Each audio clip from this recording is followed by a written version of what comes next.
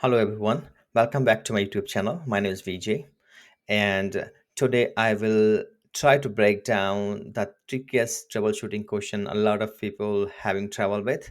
So the one of the three different components around API server, um, or control plan keep failing. And what a lot of videos has done is one question around the port or peer port and ATCD server which they have addressed, but there's some other scenarios which is confusing students who's going to appear into the exam.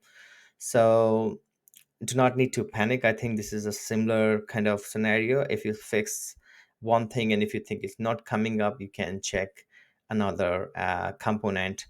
The good thing is that most of the questions has got the hint in it.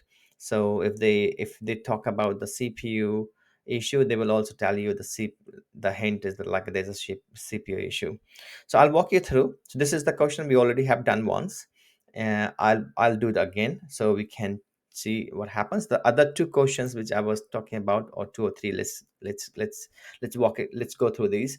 So one of the questions a lot of people saying is the Kube API server is failing due to incorrect etcd endpoint, and update the Kube API server configuration so that can connect to the correct etcd server. Hint: the etcd server is running locally and should be used correct loopback address, right? So this is easy. Again, I will show you practically where you can find it when you're in exam. And the last one is the kube-controller-manager static pod is not starting because CPU request is too high. And this is not just comes with a kube-controller-manager, or comes the scenario specifically also can be connect to the scheduler. So the question can be tweaked to say the scheduler or kube scheduler is not coming up due to the high CPU request, and set the CPU request to 10%. So I think they are it's a very good question, and I think if you practice, you will very easily resolve this question. So let's get started with the practical, not just in a theory. So I'll go to the lab. We already have this lab running. And so what I need to do is to let me see if I have already copied. Yes. Maybe I have to restart this. So make sure got a brand new machine. So just wait for a moment, please.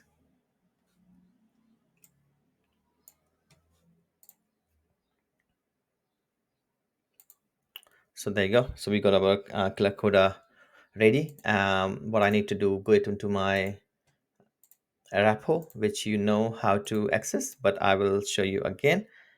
Git clone, copy the repo, get into the folder, and run the script, which is question number 15 in this case. So bash scripts run question.sh. This is question.sh and the question name,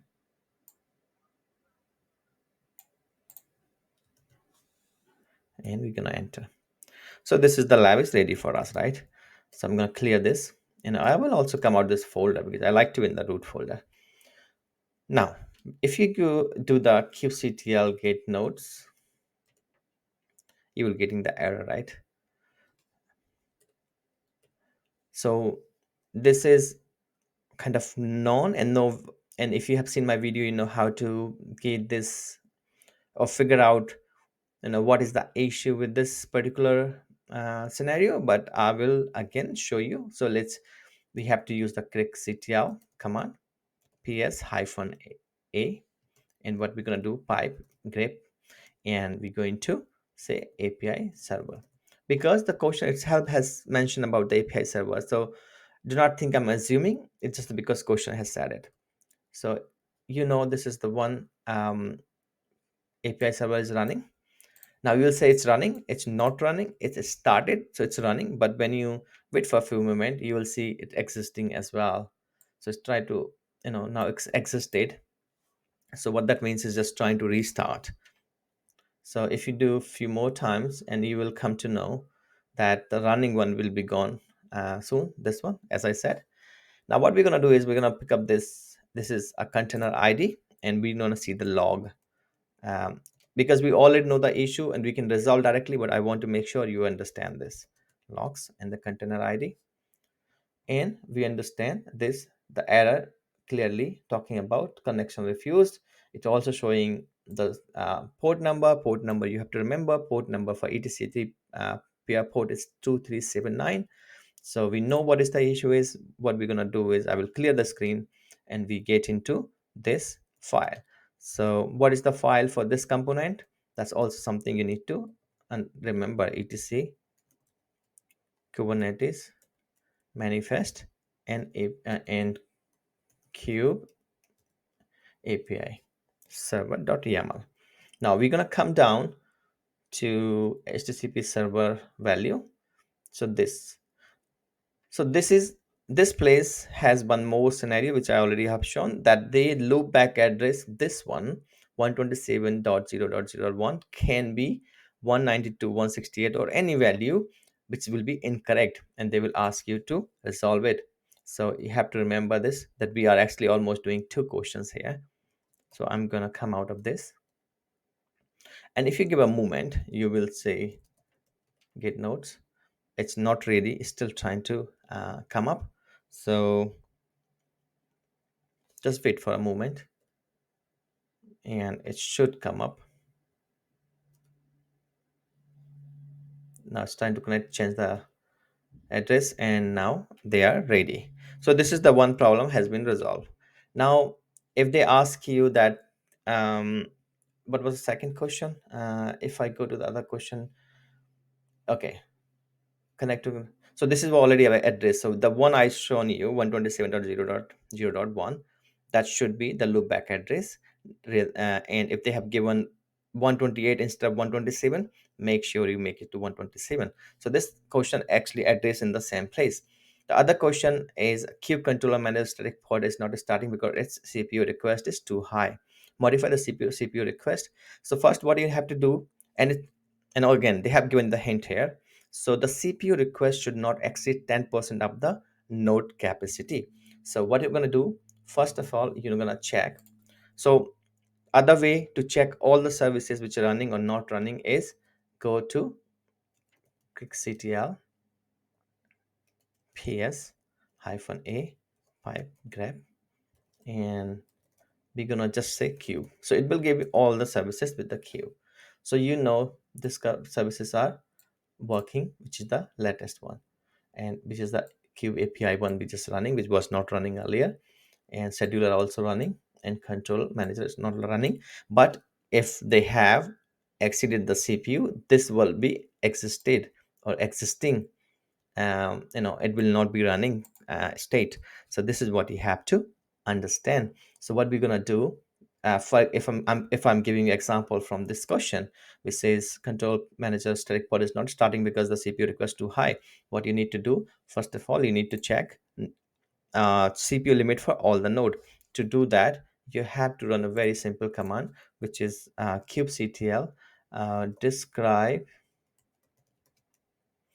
node and grab cpu. So you will see how many cpu have got. So one cpu is equal to, if you have seen my other video around the resources, one cpu is equal to 1000 millicore. So basically if you go into vi etc kubernetes manifest, and in this scenario we're not going into the etc server api server, we have to go to what they have mentioned is kube control manager. So we're gonna come down to container, because container has got the resources, and resources has got, for example, they have given the 4 cpu, which is incorrect because we want to have 10% of the node. So 1000 millicore you just want to do is 100 m, not 20, not 4, because so again they here it will not be 25 m, it will be something like this. So what you have to do is change it to 100 m. This will be a correct value, because this scenario is not um, you know This particular lab is not built for that. I cannot show you, but that is what it's going to be. I hope this helps. I hope you understand that everything is around it here. Everything lives under the manifest cube, and all the files lives here, as you can see, and you know how to modify it.